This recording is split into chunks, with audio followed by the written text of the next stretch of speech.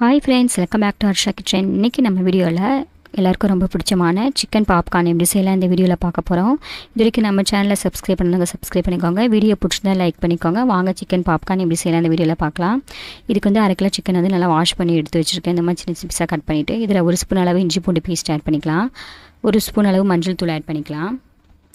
1 spoon அளவு chilli powder add பண்ணிக்கலாம். Next இதில் கரம் மசாலா பொடி 1 ஸ்பூன் அளவு ஆட் பண்ணிக்கலாம். பெப்பர் தூள் 1 ஸ்பூன் அளவு ஆட் பண்ணிக்கலாம். நெக்ஸ்ட்டு கொஞ்சமாக லெமன் ஆட் பண்ணிக்கலாம். இது கூட ஒரு 1/2 கப் அளவு தயிர் ஆட் பண்ணிக்கலாம்.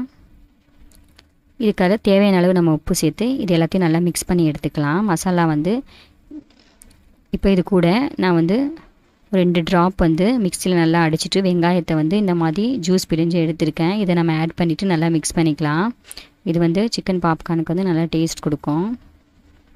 இப்படி பண்ணிங்கன்னா இது எல்லாத்தையும் நல்லா இப்போ மிக்ஸ் பண்ணி எடுத்துக்கலாம். இப்போ நல்லா மிக்ஸ் பண்ணியாச்சு. இதை வந்து நம்ம வந்து ஃப்ரீசரில் வச்சு ஒரு 1/2 மணி நேரத்துக்கு நல்லா ஊற வச்சு எடுத்துக்கலாம். நெக்ஸ்ட் ஒரு பவுலில் நம்ம 2 கப் அளவு நம்ம மைதா மாவு, 1 கப் அளவு நம்ம வந்து கார்ன்ஃப்ளவர் மாவு ஆட் பண்ணிக்கலாம். 1 ஸ்பூன் அளவு சில்லி பவுடர் ஆட் பண்ணிக்கலாம். 1 ஸ்பூன் அளவு மஞ்சள் தூள், 1 ஸ்பூன் அளவு கரம் மசாலா பொடி, பெப்பர் தூள் 1 ஸ்பூன் அளவு, தேவையான அளவு உப்பு சேர்த்து இது எல்லாத்தையும் நல்லா மிக்ஸ் பண்ணிக்கலாம்.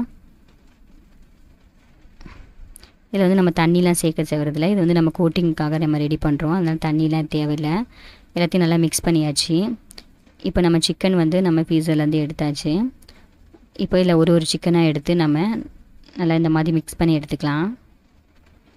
இந்த ஃப்ரீசரில் வச்சனால கொஞ்சம் கட்டியாக இருக்கும். அதனால் இந்த மாதிரி மிக்ஸ் பண்ணி எடுத்துகிட்டு இப்போ இந்த மாவில் நம்ம இந்த ஒரு பீஸையும் நம்ம போட்டுக்கலாம். போட்டுட்டு நல்லா நம்ம கோட்டிங் மாதிரி நல்லா மிக்ஸ் பண்ணி எடுத்துக்கலாம்.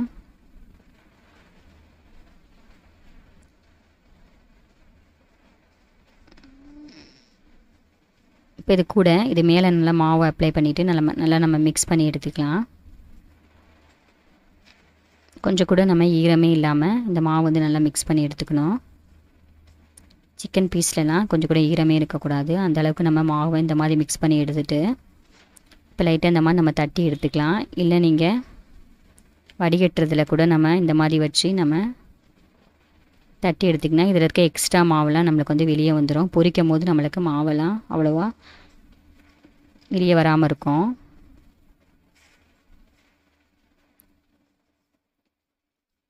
இந்த மாதிரி பண்ணிங்கன்னா கடையில் கிடைக்கிற மாதிரி சூப்பரான சிக்கன் பாப்கார்ன் வந்து கிடைக்கும் நமக்கு. மாவு மிக்ஸ் பண்ணதுக்கப்புறம் இந்த மாதிரி நம்ம லைட்டாக இந்த மாதிரி பண்ணி எடுத்துக்கலாம். நம்ம இப்போ மாவுலாம் ஒட்டாமல் மேலே கோட்டிங் பண்ண நல்லா ஃபிக்ஸ் ஆகிருக்கு மாவு. இதே மாதிரி எல்லா பீஸையும் நம்ம பண்ணி எடுத்துக்கலாம். எடுத்துகிட்டு இப்போ எண்ணெய் நல்லா ஹீட் ஆனதும் ஒன்று போட்டு நம்ம பொரித்து எடுத்துக்கலாம்.